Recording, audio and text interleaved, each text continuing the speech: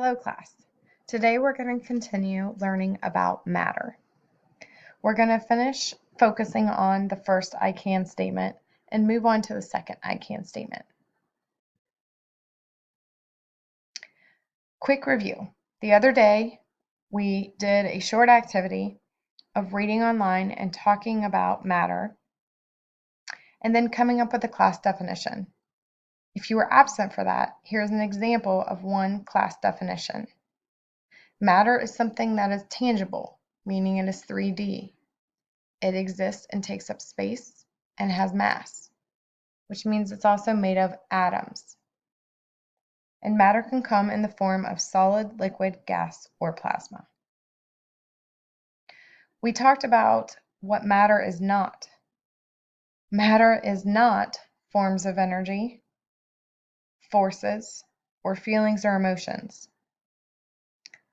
None of those things are made up of atoms, take up space, or have mass.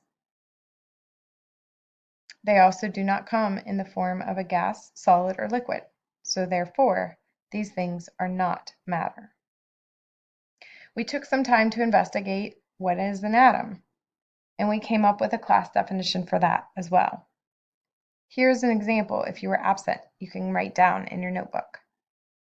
The smallest piece of matter, which is made up of protons with a positive charge, neutrons with a neutral charge, that are found in the heavy nucleus, and electrons with a negative charge that are found in a spacious cloud surrounding the nucleus. We also took a little time to investigate the subparticles or the small particles that make up an atom. Protons and neutrons, we found out, were located in the nucleus, while electrons are located around the nucleus in the electron cloud. Secondly, we found out that the charge of a proton is positive, neutrons are neutral, and electrons are negative. We also documented that protons and neutrons have very similar mass, and they actually make up most of an atom's mass, while electrons have very little mass compared to protons and neutrons. Other important information we wrote down for protons was that the number of protons defines the element. For example, oxygen always has 8 protons. If an atom doesn't have 8 protons, it is not oxygen. On the contrary, an atom's number of neutrons can differ. Oxygen normally has 8 neutrons. However, some oxygen atoms may have 1 or 2 fewer neutrons. We'll get into this a little bit later. Moving on to electrons. Electrons can leave an atom or can join an atom. So therefore, while most atoms have equal number of electrons and protons, some atoms have more or fewer than normal. Oxygen normally has 8 electrons. However, sometimes it will steal 2 electrons from other atoms.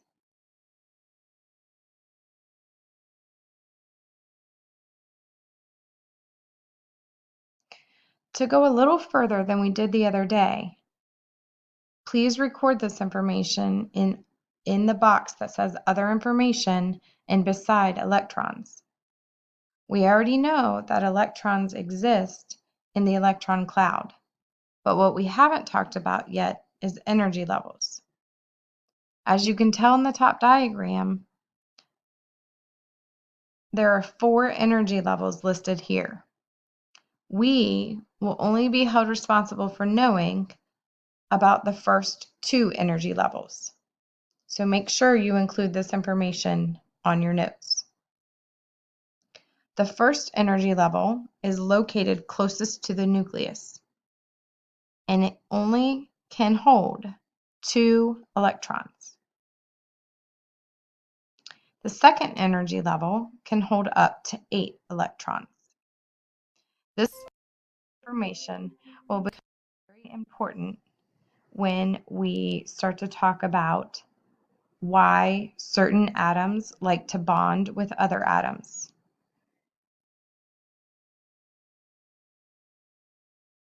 Let's move on in our notes. The definition of an element is a substance that is made up of the same exact atoms and therefore can't be broken down into a different substance. So if I had a chunk of gold and I broke it down into the smallest piece that I could possibly get it into, it would be 1 atom of gold. Pure gold cannot be broken into any other substance. Every element has its own space on the periodic table, and they kind of look like boxes. They have a couple numbers on them and a couple letters. We're going to talk about what each one of those things are on the boxes or spaces on the periodic table. All matter, that means everything that exists, is made up of at least one type of element. But most are made up of more than one element. For example, water, H2O. The H stands for hydrogen and the O stands for oxygen. So we know that pure water exists only of hydrogen and oxygen atoms that have bonded together in a certain way.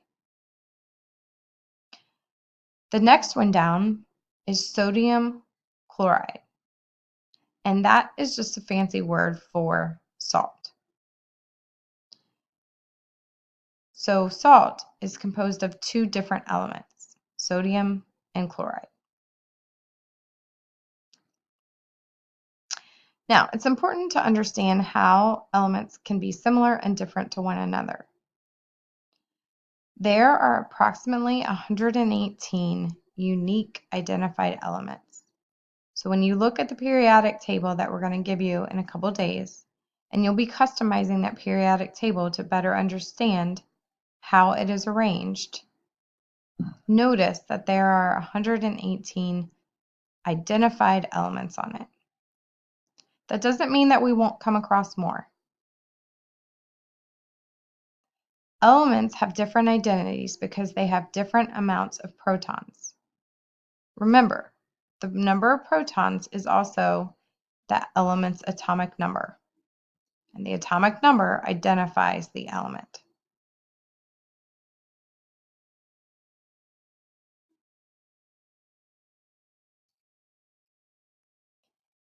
Each square or rectangle on the periodic table lists a lot of information, as we discussed earlier, about the element it represents. The atomic number is the number that does not have a decimal in it. It is a whole number. And it tells you the number of protons that's in its nucleus. The chemical symbol is the abbreviation for the element. It can be 1, 2, or 3 letters. Hydrogen is just capital H. However, here on this one you see HE. Notice that the first letter is capitalized and the second and third letter is always lowercase. So this element is helium. The element name, which by the way is not written on this example on the screen, can also be written on the periodic table, but sometimes that is left out. And lastly, the atomic mass. The atomic mass usually has a decimal in it. And this one is rounded off nicely, but sometimes it can be a longer decimal. The atomic mass is important in figuring out how many neutrons in a normal atom of helium or whatever element you're looking at.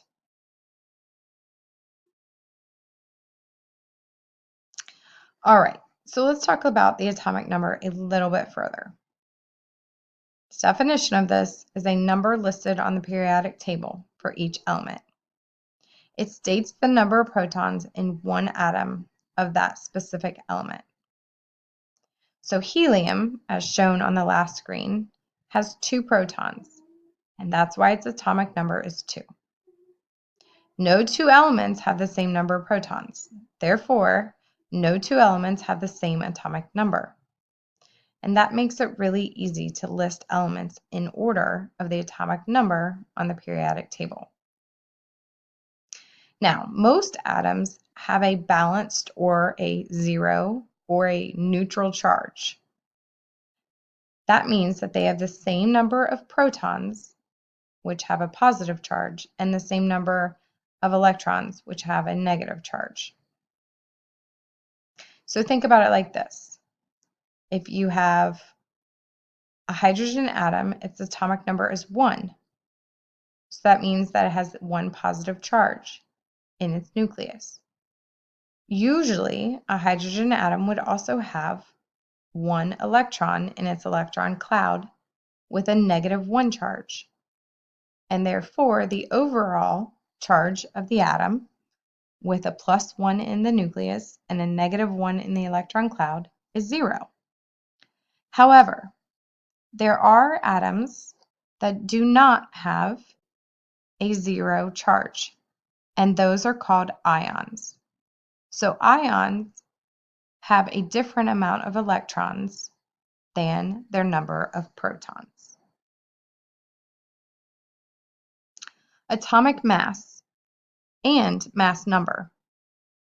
While these are similar, there is a difference, so make sure you understand it. The definition for atomic mass is an atom's average mass.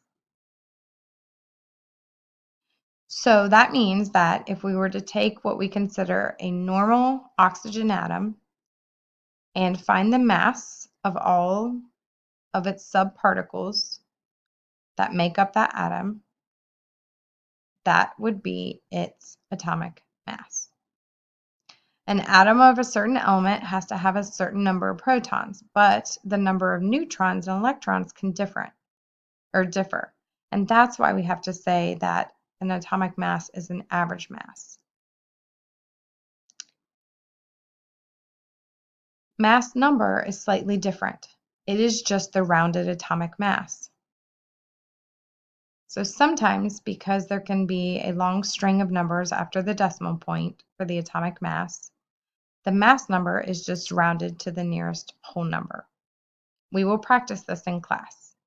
So please make sure you know the difference between the atomic mass with a decimal point in it and the mass number, which is the rounded atomic mass.